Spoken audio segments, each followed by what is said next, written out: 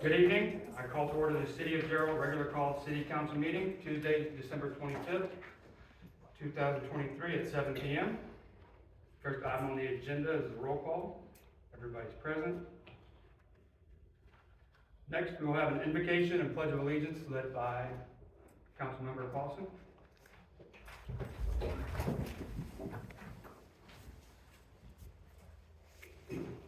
Dear Heavenly Father, we come before you this evening seeking your guidance, wisdom, and support as we deliberate on the items set before us. Help us to engage in meaningful discussion while maintaining common respect.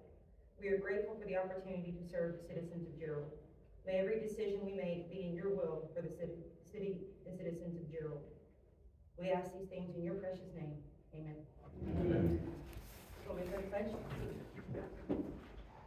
I pledge Allegiance to the flag of the United States of America and to the republic for which it stands, one nation, under God, indivisible, with liberty and justice for all.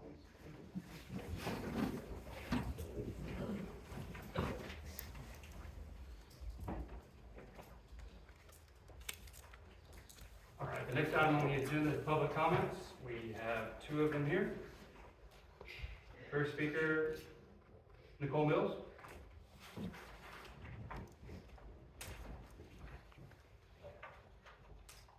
Good evening.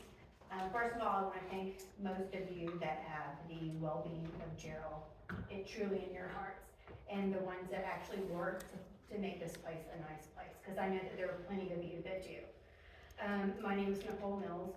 I do live in the city of Gerald. I live right over here in the home place. I am here because I want to discuss the very poor behavior of one of your city councilmen, Jeff Seidel. I have attended many meetings in the past, but I did not attend the last one in person. But I did see it on video. I even posted about it. We see Jeff Seidel antagonizing Rusty Bryson as she gave her speech, which was absolutely horrific, ridiculous. It's not his first time. It's not his first rodeo. It is what he does. It's who he is. Right there. Everybody can witness that he smirks, acts like a clown. If you have any agenda that is not the same as his, he is ridiculous.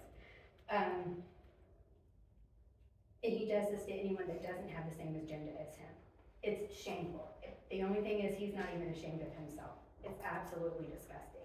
I have witnessed this man give the bird to my husband and several of my neighbors simply because my husband asked him to quiet down and respect the speaker at our HOA meeting.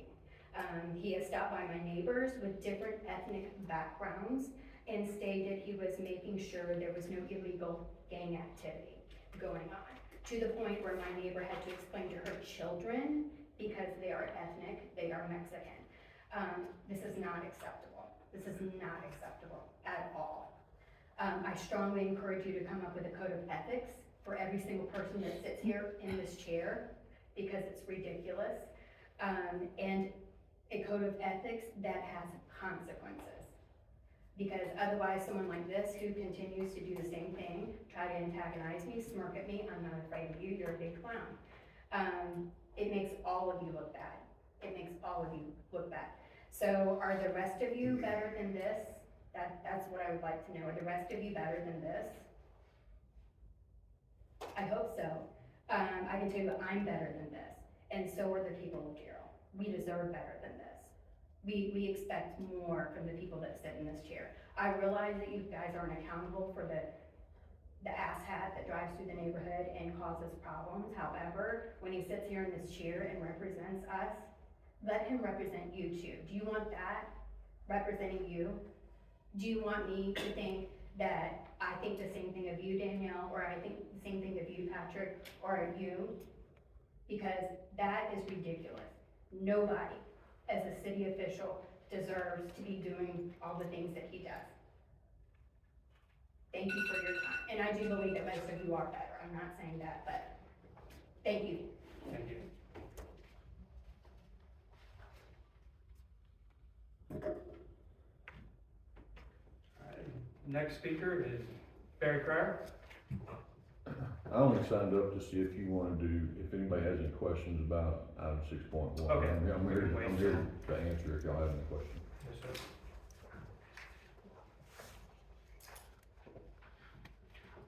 All right, the next item on the agenda, agenda item number 3, consent agenda items.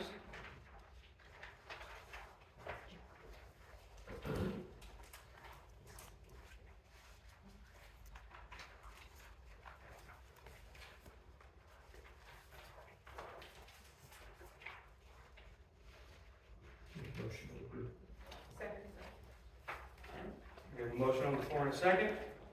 All those in favor say aye. Aye. Opposed say nay. Unanimous.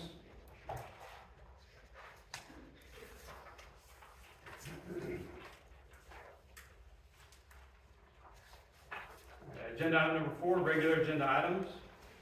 Agenda item 4.1. Consideration of possible action regarding the approval of a Gerald Police Department proposed pay scale, an amendment to section 5.1 of the City of Gerald Employee Manual. Yes.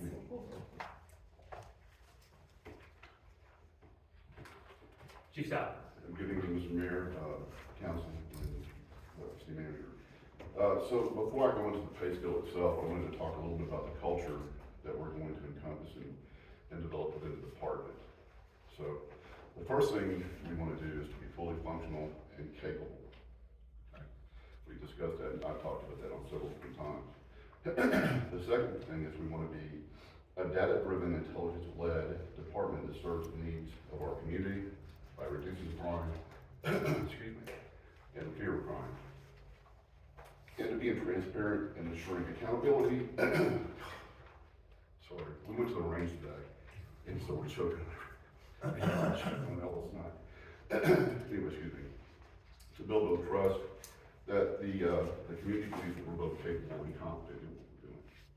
So to do that, we start, excuse me, we start with compensation.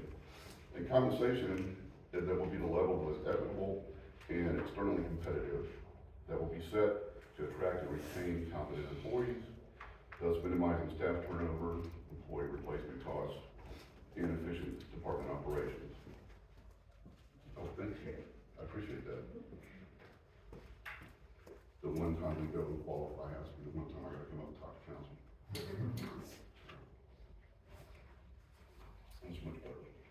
So the current system is a merit-based pay system that is really developed around education, training, and experience. It doesn't have anything for performance in it, and most of those pay scales were used 10 to 15 years ago by smaller agencies. So those agencies have now developed into a new system that's based on performance, that focuses on the officer's performance as well as the above, as well as on education, training, and experience in the promotion process. And even larger agencies, major cities have both of those together. So the system that we're going to have that we've developed is also tied into the evaluation process for the officers. So now we will have an objective-based evaluation system that's based on facts, both on behavior and job functions, and not a subjective-based system that's basically on emotion and feelings. So with that, I'll take any questions.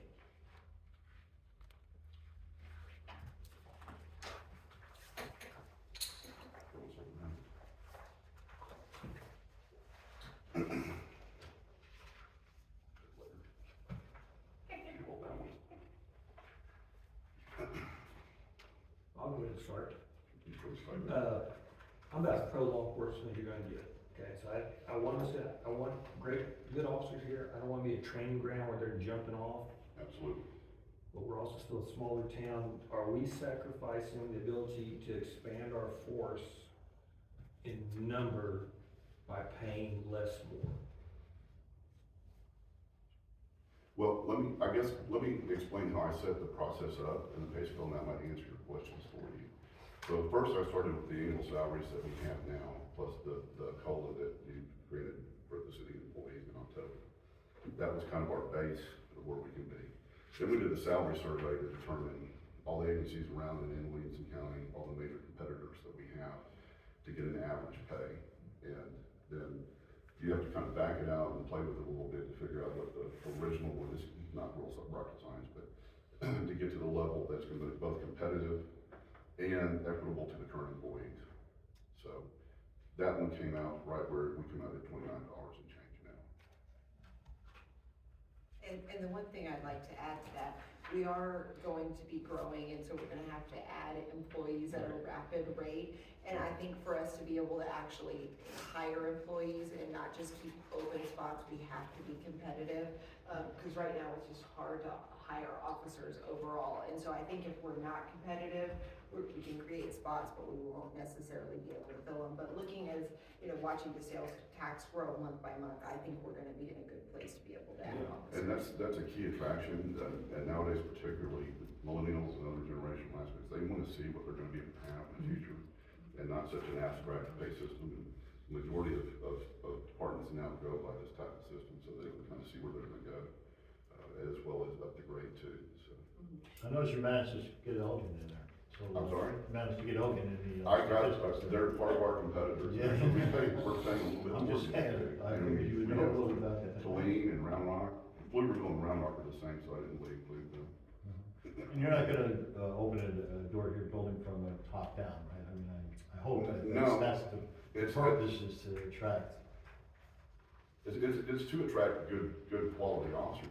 If you look at the base of that, it says for experience that comes into it, 7 years, I think the far right-hand side says if you have 7 years, you come in at the base step at 5. So that would be the most somebody would come in. And actually, I think in reading too, currently our officers, everyone that we have now is, well, there's a couple outliers, but most everyone is between step 5 and step 9. How many officers do we have right now again? There's 8 of us. We're gonna maintain 8, we're not losing one, No, I think we're gonna hopefully maintain all 8 for him. Are you 24-hour yet? Absolutely. How are you doing, 8 officers? Well, we do, At 24 hours, how do you? we do 12-hour rotations and we have a swing shift for the evenings that we have officers. So every night, Monday through Sunday's covered? Mhm. Now, if we don't increase officer staffing, not super soon, but relatively soon, you're looking at employee burnout, overtime rates that are gonna occur for maintaining 24-hour coverage, and those types of things. Right now, we're not having too much of that, but I will anticipate that going up as we move forward. One of the strategies we're talking about as we go forward is we spend a lot of money on contract employees. And so as we bring those into in-house staff, it's gonna create savings, and then we can apply, that same funding to add more officers. So that's something we'll be talking about here in the upcoming months, probably even before we get into a new budget season.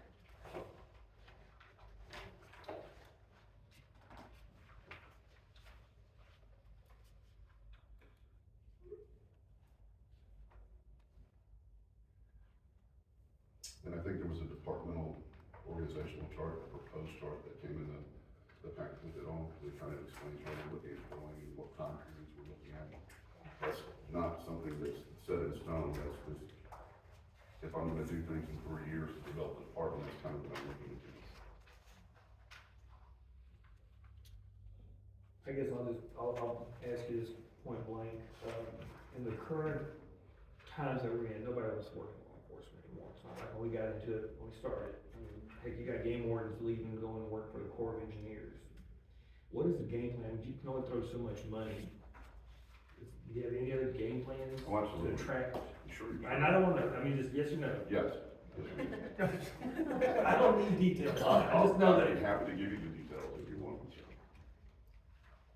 leave it like that. I just wanna know you got a game plan. Like I said, we can throw all the money in the world. No, that's. It's gonna be harder and harder. I know. That's literally just a start. That's what gets somebody's attention if they're looking to move in different law enforcement agencies from one to another. That's gonna to at least get them to look at our agency. Then the rest of it comes into play too.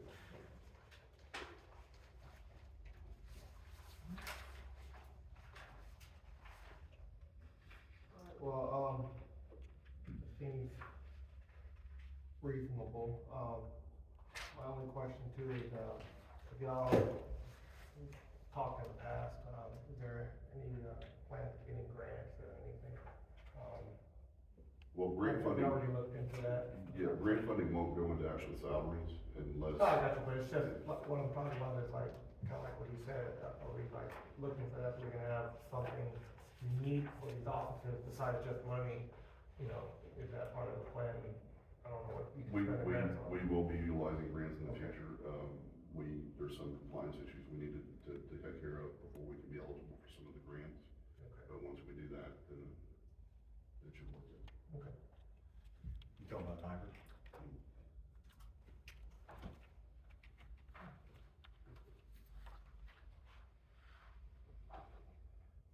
I'll make a motion to approve the Gerald Police Department proposed pay scale and amendment to section 5.1 of the City of Gerald Employee Manual as presented. Second. All right, we have a motion on the floor and a second. All those in favor say aye. Aye. Those opposed say nay. Unanimous? All right, agenda item 4.2, discussion, consideration, and possible action regarding professional services agreement for a water and wastewater rate study. All right, this is something we talked quite a bit about during the budget conversation, and so I have not found any evidence that we have ever performed a formal water wastewater rate study. I believe it was just kind of set based on what we thought. Our water rates are set equal to Gerald Swetner's rates. It's really time that we go through and actually study our expenses, study our revenues, and make sure that we're setting our rates that will be sustainable going forward so that it can actually pay for itself. The other thing you'll recall I talked a lot about is how our property taxes are currently subsidizing our utilities, which is something we need to get out of. As we go through this rate study, it will tell us what our rates need to be so that we can end that. Whether or not it's something we have to step out of over years, that will be determined by this. I'm hopeful that it will, that we'll be able to make those moves quickly, but this is kind of the basis for that. The other thing to note is that we do provide a lot of wholesale wastewater outside city limits, and so we have a contract, I think the first one was entered into in 2009 with Sonterra, and we were supposed to increase rates in year 1 and year 2 based on the basically cost of living. We didn't increase it at that point, and then every 3 years after that, we were also supposed to do a rate study to increase the rates, which we did not do, so they've been set at that 2009 rate, so that tells me that we are severely undercharging for those, just if you think of inflation prices and whatnot. And so recommending we move forward with that. Per that contract, we actually had to go to Sonterra and ask them to provide us 3 different options for firms that could perform the study. They did that, and so one of them was New Gen, and that's who we're recommending that you go forward with. I have experience with them, they're kind of the best in the business. Talked with our city attorney, that's who he uses whenever he needs an expert at the Public Utilities Commission, so they're very well respected. The total cost is $75,000, and we do have it in the budget. So I'm happy to answer any questions on that. I was pretty sure we did a rate study 4 years ago. Something like that. Price of water, and we had a water increase, it was substantial. So I think we do have one, it's been done, basically, it's going to be comparative to local water garbage plants. I don't know why that couldn't be found. We must have one, right, Diane? I mean, As far as the water rates, we go according to the Gerald Swetner. Yeah, and I well, we did do a rate study in which we increased ours, and it might be 4 years ago. It might have been 4 years ago. I It was substantial. I think there's been some confusion versus impact fees versus the rates, because there was some conversations during the budget about how we thought this process had been started. We did start the impact fee, rate study, update, and I did talk with the former mayor, and he talked about the process and how they came up with the wastewater rates. And it wasn't a formalized study, so I do not believe one has been done. Well, it's just interesting, I think we did do one, so I'm just saying, that would be something I would look at. Well, we're supposed to be doing it every 3 years though, right? Yes. So if we even did it 4 years ago, we're overdue, so. Absolutely. Yeah, these should be things, this is gonna be a complicated one to start with, just because we've got wholesale outside of city limits, we've got inside city limits, we've got retail outside city limits, so there's gonna be several different rates that go into this. Also, for the fact that we don't have this, previous data to go off of, this is a completely new study, so this is an intensive one, but we do need to be doing this every 2 to 3 years, just to make sure that we're keeping up with it. Do you feel for the 75, that we'll be able to recoup our 75,000 based off of what we were not charging? Oh, absolutely, absolutely. When the rates haven't changed, we're referring to the wholesale rates, but the actual, retail rates have changed, and that mirrors what Gerald Water is, The, the wholesale water, wastewater rates have not changed. but the retail side, that's changed. Yes, is whenever Gerald Sweatner would have updated theirs is when we would have updated ours, because we set ours equal to theirs. And wastewater is the same for just concession.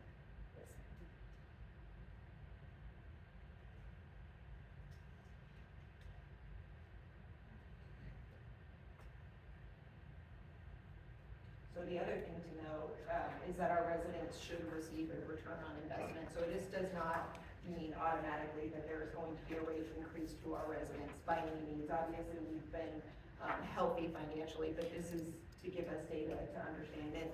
But I do think, without a doubt, that our wholesale will be increased, because again, we missed all of those rate increases that were even built into the contract.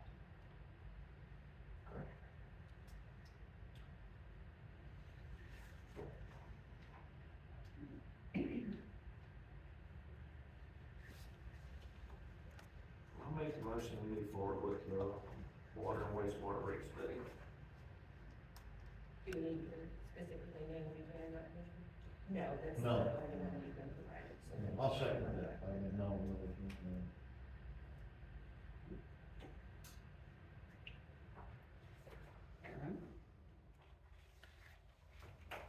We have a motion on the floor in a second. All those in favor say aye. Aye. All those opposed say nay. Unanimous. All right, agenda item number 5, discussion items. Agenda item 5.1, discussion regarding possible changes to the Planning and Zoning Commission. Ms. Moyer? Mayor and council, this one is gonna be a little wonky, so if you have any questions, please feel free to stop me at any point in time. Last year, we established a P and Z for the first time ever in the history of the city. With that, the ordinance that established the P and G as part 1 of this issue is contradictory not only to itself, but to other ordinances in the code. You've noticed, as we're doing this code update, as we're going through it, there's a lot of information that just does not make any sense. With that, currently, as the ordinance stands today, it says that when the first 5 were appointed to the board, 3 of them were only allowed to have a 1-year term, and 2 were allowed to have a 2. My assumption is that it would be to get it in track with election cycles. With that being said, the original board, 3 members left, 2 remained, but no specific, essentially, seats were appointed to anybody, so there's been no way to track who has left, who was given those terms, any of that. Since then, we have brought new people on the board. We do have a full board today. Again, no appointment seats have been dedicated to anybody. So there's no way to track who's on what election cycle or who has been appointed when, and it's very muddled at this point. So we're asking for guidance about how we need to address this, both in 2 ways: the current existing appointments as well as the ordinance. So for the ordinance itself, there's a million options under the sun on what you want to do. We can clarify the existing one but leave it as is. We can amend it to how council sees fit, whatever that may be. I mean, there's a bunch of options. If you guys want to completely change it, we can do that as well. We just need your guidance. And then for the appointments, it's something very similar. We can keep it as is, appoint seats in whichever method you choose, and then get them in line. Since we just went through an election, get them in line with election cycles moving forward.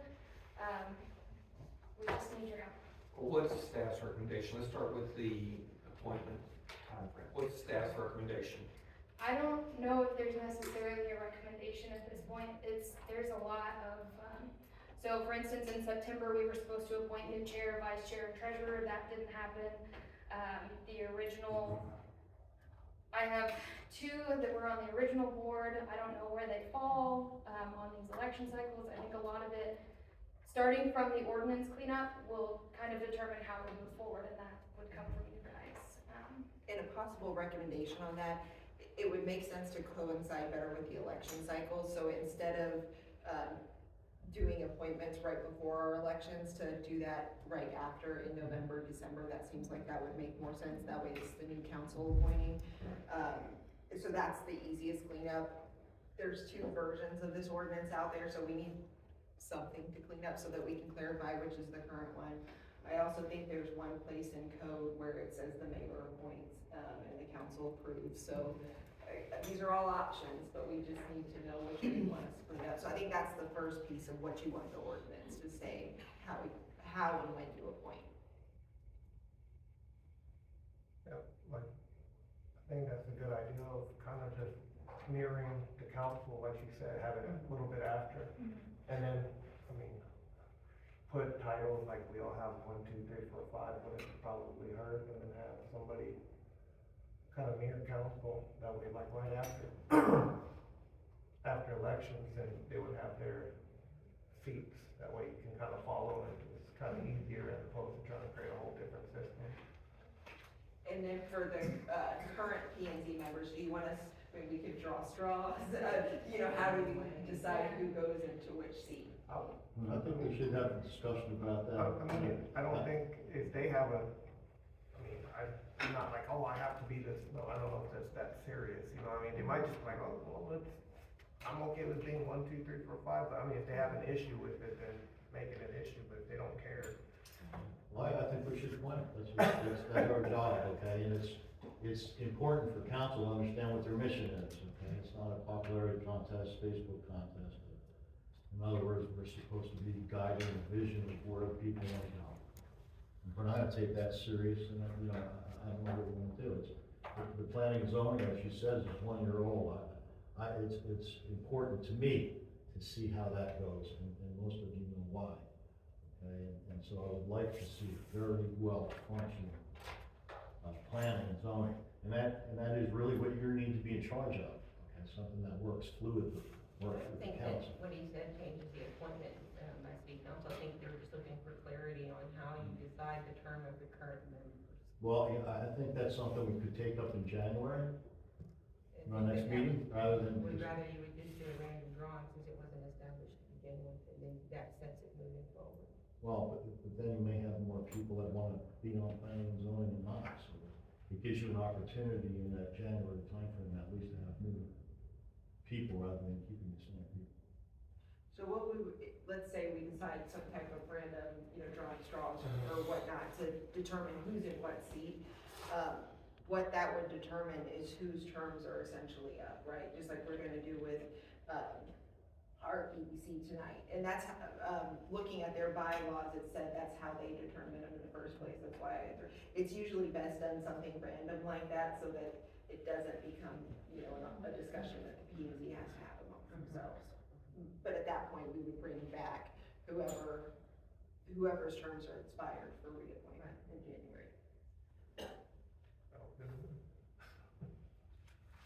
So with that, and this is more just a clarification point for me as well, if we are moving the appointments to after the election, November, December timeframe, with that, would we also have the elections for chair, vice chair, treasurer at the same point in time, or do we wanna stagger those to every other year, or? We should keep those on the same cycle, so that way, depending on who falls off, if it's the president or vice president, or I'm sorry, chair, whatever the title is, that way we make sure that election always occurs right after the council has appointed, and so it's the new P and Z. Well, does it wanna be December or does it wanna be January? Where we go ahead and do that process? I think we should just permanently put it in there. I mean, Yeah. We can put it for December going forward, obviously, we're past that, so, it'll It'll be be January when yeah. we do it, but in the future, it would be December. Make a motion to approve?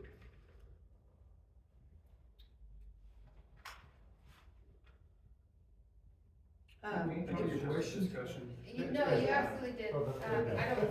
I don't, I think we got the direction Okay. we need Yes. to do going forward, so what we're gonna do is we're gonna lead you an ordinance, and we're gonna bring it back in January, and that's where you will take Every formal January. action.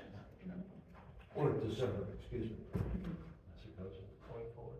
And we will go ahead and draw straws if y'all are okay with that, so we know who it's on. yes. I will say too, so we're doing the major code update in February with the zoning changes, with everything else that's going on. We're taking the recommendations from HAP and throwing those in as well. So we can tuck that into the same ordinance, because the way our code works now, it has to go to P and Z for approval, because it's a UDC amendment, and it has to come back to council. So we can have a discussion at the first January meeting, it would be recommended at the P and Z meeting in January, that's later that month, and then the first week of February would be the formal adoption of the whole new UDC that has hopefully all the bits and pieces in it. Well, Thank you guys. Thank you. Thank you.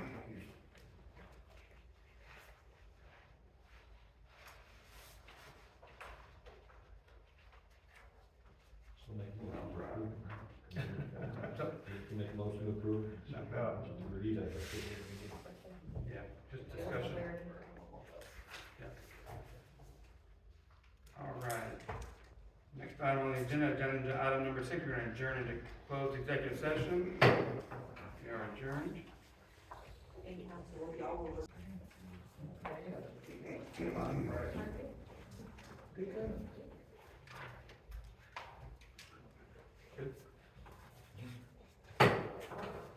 Gerald City Council is now back in session at 8:11 p.m. Agenda item 7.1, discussion and possible action regarding the employment evaluation, reassignment, duty, discipline, or dismissal of a public officer or employee to wit, appointments and reappointments of members of the Gerald Economic Development Corporation. We have no action. So that is it. Gerald City Council is now adjourned at 8:11 p.m.